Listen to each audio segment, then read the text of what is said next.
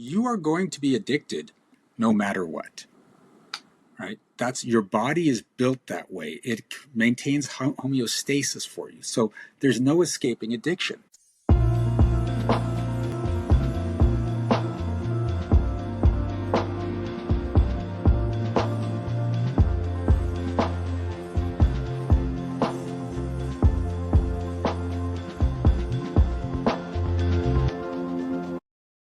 Well, hey, and welcome back to the Amanda Kaufman Show. Wow. Okay. So today's guest, Shiraz, is a multi-award winning author, an international speaker, and a reality interventionist.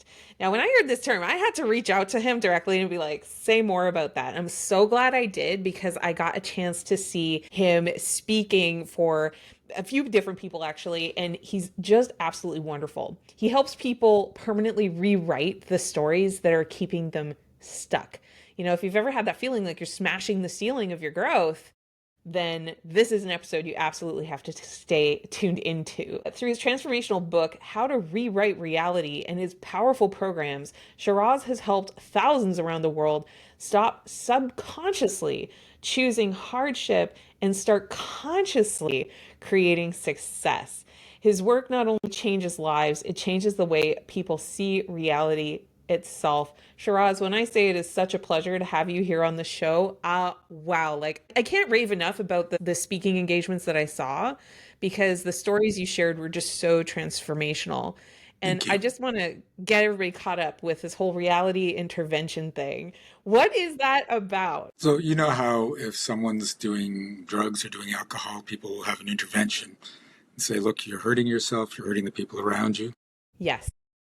People do that with their reality and they don't realize it. So when I work with you, we look at where your reality is hurting you and the people around you through an addiction.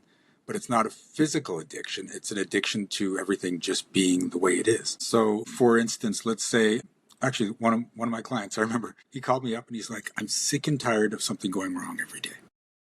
And I'm like, what? He goes, everything goes wrong, like event after event after event, stuff at home, stuff at work, something's going wrong every single day. And I said, okay, so how are you handling it? It's like I'm fixing it, but it's just pissing me off. And then I asked him, are you a problem solver? And he said, hell yeah, I'm a problem solver. Right? That's what I do at work. I solve people's problems. I'm amazing at it. I said, what does a problem solver have to create in their reality every single day to feel valued? And he's like, crap. Yeah, way to call me out in the first 2 minutes of our episode. But yeah, you're so right about that. My goodness. Yeah. Yeah. So we had to reframe his mindset from being a problem solver to problem solving being one of the things he can do. Amongst all these other things, I can solve problems. So it went from being his identity to being a skill. All right. So powerful. Like that idea, that separation of the identity versus the skill and the capability. Amazing. Yeah. And so he called me the next day and he's like, there were no problems. Holy crap, there were no problems. Right. And I said, okay, we're good. And he went on his merry way. And then 3 weeks later, he calls me up and he goes, I had problems today. And I'm like, why do you sound so happy about that? And he said, well, the first week there were no problems. And I was like, oh my God, this is whole new reality. This is amazing. I love it. The second week it was like, when's the shoe going to drop? Because I'm used to having problems. And this week I've actually been in anxiety that there's been no problems to solve. And I'm like, you're describing withdrawal. I So never really thought about it like so I withdrawal. looked into this and Wow. I found out every time he solved a problem, he got a hit of dopamine. Mm. Right? Good job. I'm great. Like hit a dopamine. And he'd been going 3 weeks without a dopamine fix that he was used to getting multiple times a day. So This that's makes so much reality again. sense. You know, I work with so many coaches and I see the same thing. It's like usually it shows up as like I can't do something for my business or I can't do something for my well-being or I can't do something that I've been, blessed with the vision of what this thing could be. I can't do it because I'm too busy helping other people.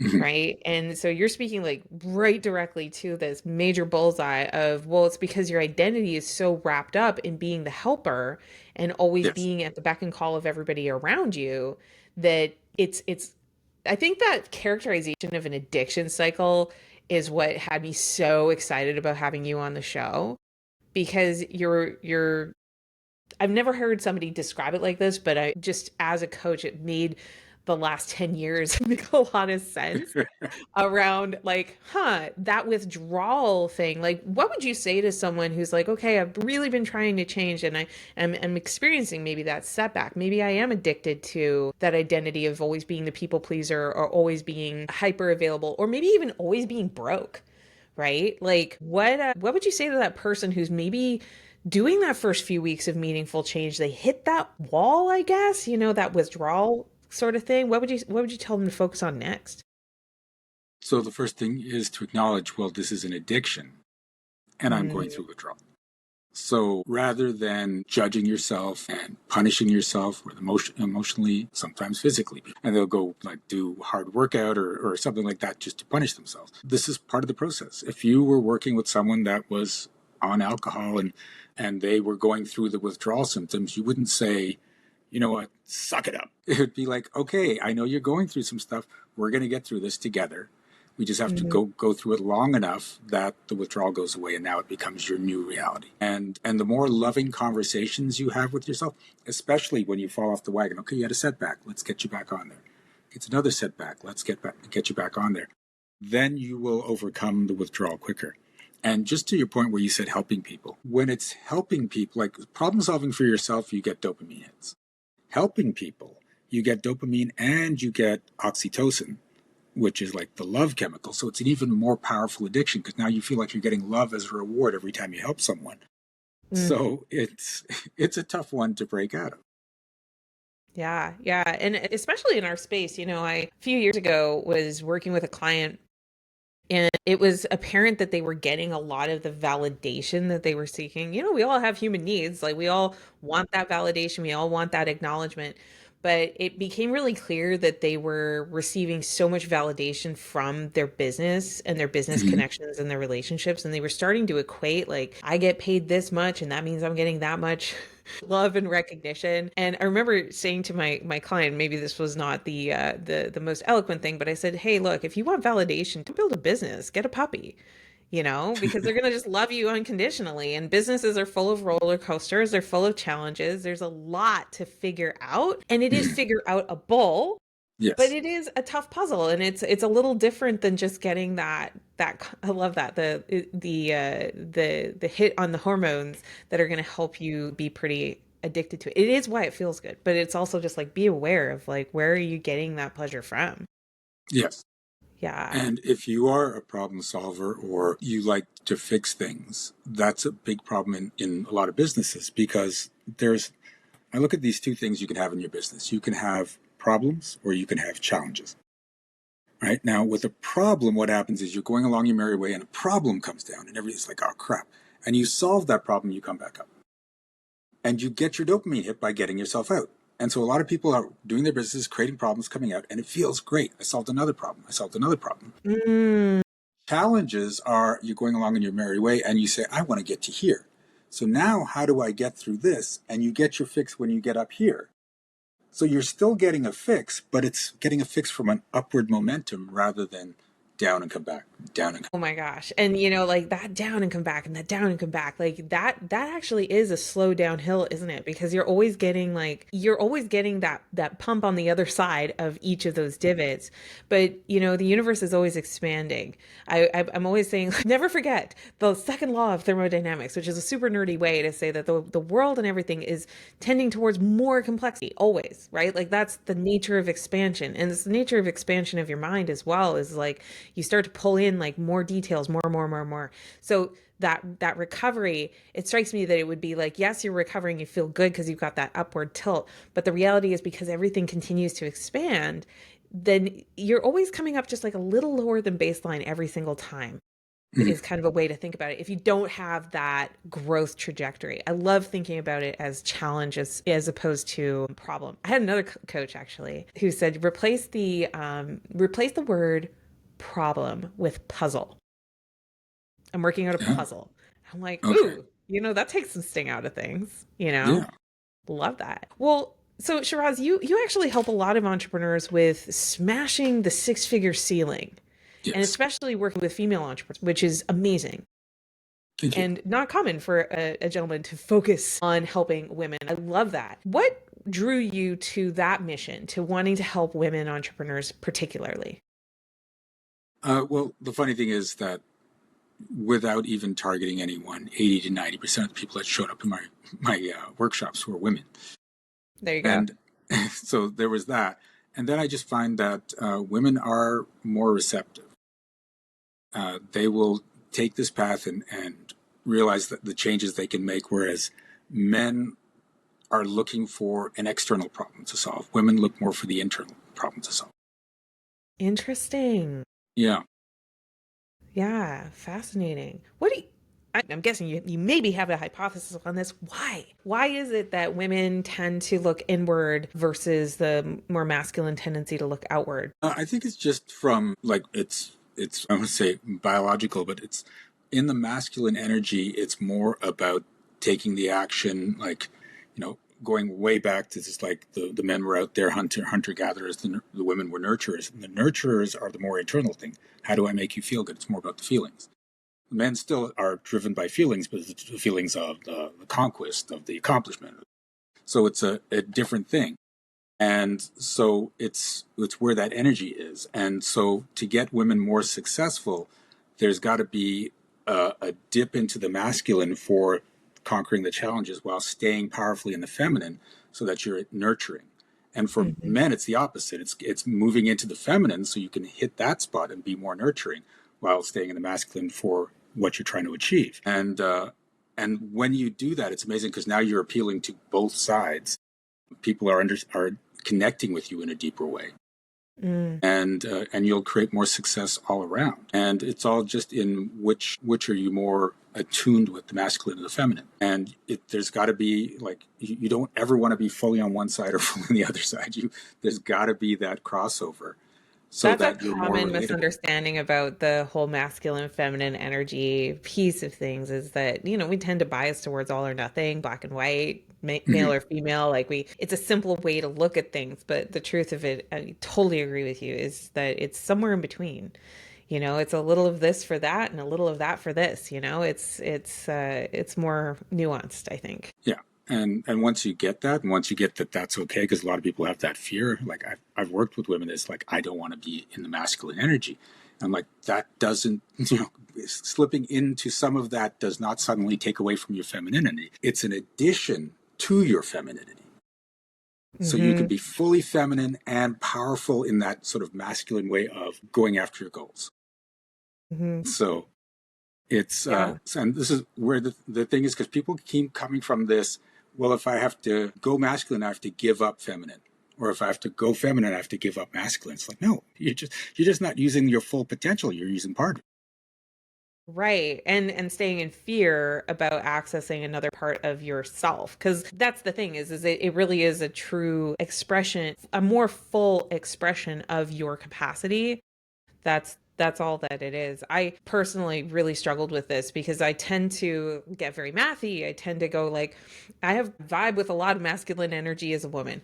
And for a long time I actually felt really insecure about that because I was just like I was worried that it wouldn't be accepted by women and I wouldn't be accepted by men because it. both would judge me for that. And the more relaxed I've become into like, nah, it's like a superpower to be really good at pattern recognition and really good at structure and really good at systems. Like that's an incredible thing. And I'm also a mother of four. So it's like I get to also be, in my nurturing. And I do tend to have like longer term relationships, I've noticed, compared to a lot of other coaching companies. They often measure their relationships in a matter of months. And a lot of Mhm. my coaching relationships last for literal years, right? So it's like when you can access that sweet spot, it gives you best of all worlds instead of feeling Yes. like you have to be all of this or all of that. Yeah. Yeah. That's so And good. it's fully accepting you. And it's interesting because when I've seen people really just come into this and not fight what I'm offering, then it's just like I have a greater capacity than I ever thought. And it's like, yeah, let's embrace that.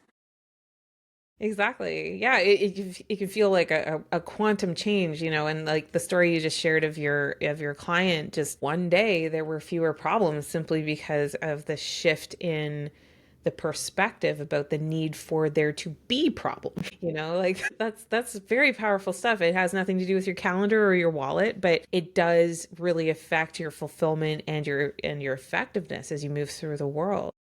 So I'm thinking about somebody who is maybe feeling a little stuck lately.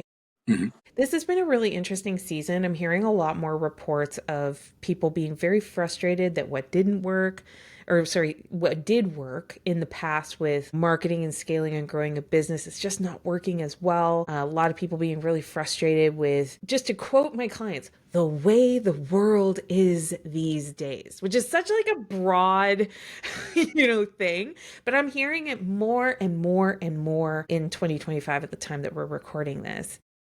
Just curious from your perspective as a reality interventionist, where would you go with that conversation about this sort of exhaustion and frustration at the way the world is right now? So there's your reality and there's Mhm. everyone else's reality. And they don't have to intersect. So you That is can an create interesting whatever idea. reality you want despite what's going on around you. And I know that can seem weird to people. But when you hear historically, during recessions is when the most millionaires are made. Because the ones that are becoming millionaires are living in a different reality than everyone else that's going through a recession. So when you ignore what the stories are about how bad things are, and you look for the possibilities of how great things could be, you'll start to see that. Your reticular activating system will focus in on what your dominant thoughts are. So if you're thinking opportunities, you'll see opportunities. If you're thinking, oh, there's all these problems, it's just the way the world is, you're going to see that. And why? So that you can be right, and so you can get a hit of dopamine and stay in the addiction to being right about the way the world is. Right? Oh my gosh. Yes, the addiction to being right. Oh my goodness, I'm writing that down. Yeah. And here's the thing, you are going to be addicted no matter what. Right? That's your body is built that way. It maintains homeostasis for you. So there's no escaping addiction. The thing is, you aren't consciously choosing your addictions. Mm. So I used to be addicted to working hard. And it wasn't from being brought up like you have to work hard to succeed. My parents did not teach me that. Thank you, mom and dad. However, if you say, if I hear Amanda's going to work an extra hour, I'm like, I'll work 2 hours. Okay, Amanda's staying late, then I'll go all night. And it was just this, look how much I'm willing to work harder than everyone else. And it brought me success. It was also burning me out. And then finally, I realized I'm addicted to being able to work harder than everyone else. So what if I flipped it and I said, you know what? I'm going to get my fix every time something happens easily. And so now I started Mm. looking for how can I make this easy? What situation could make this easy? And every time something happened easily, I went, there it is. And I basically give myself that dopamine hit. It's like, there it is. Yes, got it. There it is. And as I did that, more and more things started to become easy and fewer things were hard. So did that eliminate all the hard things in my life? No, they still pop up. But for the most part, my addiction is, there it is, easy again. And these things just keep happening in my life. And now I'm saying, where else can I flip an addiction from something that's not working for me to something that works powerfully for me? And I'm I'm strategically going through my life doing this. I'm freaking out right now because like lately I became aware, and I didn't have this language, so thank you so much for giving me the way to talk about it. I noticed that I was actually addicted to more easy stuff. And what I realized, like, what I wanted to create in my reality is I wanted to create more outcomes. But I also have that backstory of the workaholism and, just bit of a competitive spirit, I guess you could say. And so I would do the same thing. It's like I'd show up earlier, I would stay later, and it did serve me for a time until it stopped, right? And so reflecting on the easy thing for me lately, I've been looking for how can I get addicted to leveraged things? So I'm not doing it just for the sake of the ease, but it's like easy and because I'm looking for those things, and that's been really interesting for leveraging into the next level of my business. I'm at a different stage than I was, right? So it's like looking for easy what isn't necessarily always going to be the answer at all times forever, but I think that that's kind of what you're saying, isn't it? That you can choose like your reality that suits the season that you're in or the things that you're striving for. Yeah. Because right now when things are hard, there's no dopamine. It's just like, oh crap, this is hard. It doesn't Right. feel good at all. And yeah, so then you can look at, and this applies to your health. This applies to your relationships. This applies to how much money you make. Just have to say, I've seen people that they struggle so that people go, you know what, hang in there. We see you struggling. We got your back. We're cheering you on. And that feels like love. So if I stop struggling, will I get that anymore? I better keep struggling. It's so true. People love an underdog, but once you start genuinely succeeding, people immediately become very suspicious in general, or they can. And so, continuing to refresh that reality, I think, and refreshing your perspectives and shifting as well, like as you achieve next levels, what are the rooms you're hanging out in, and what are the things you're spending your time on? Being willing to let go of the past version. That's Yeah, hard, I think. that can be very difficult. And especially like you brought up being the underdog. People love the underdog. And a lot of people pride themselves on, I'm the underdog. I'm like, well, then you can never succeed. I'm like, what? Because Mm, you're the underdog. The underdog doesn't succeed. I said, but I've seen all these movies. They're like, yeah, they win at the end of the movie. Your movie is your life. So do you want to only win when you're about to die? right. Maybe underdog is not the best move for you. That's so good. That's so good. Well, Shiraz, if people wanted to follow you, get inspired by you, what is the best way for them to do that? They can go to energeticmagic.com, which is my website. Or if you go to YouTube, there's the Energetic Magic channel.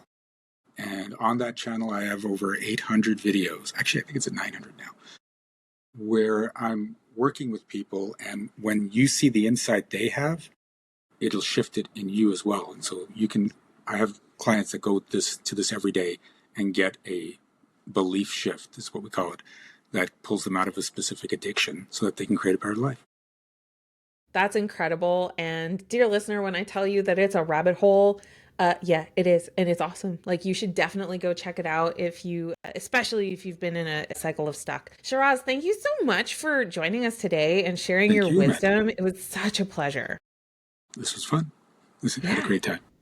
Sounds good. And hey, listener, I'm sure you've got some friends that could use a little bit of belief shifting. So make sure you grab the link to this episode and you text it to them or message it to them. And don't forget to hit subscribe. I'll keep telling you about it on my Instagram and YouTube and all those different channels, but don't count on that. Make sure you're subscribed so that you can get the next episode when it comes out very soon. And hey, if you've been loving the show, one of the things that really makes a big difference is when you take a moment to leave a authentic review. I don't want just 5 stars because it's awesome. I want 5 stars because you think we earned it. But seriously, it makes a huge difference to whether people decide to listen to the show or not. And I want them to have the transformative outcomes that they get from making a new decision each day. So, hey, thank you so much for listening. And we're going to be back with another episode very soon. But until then, just make sure you do what matters.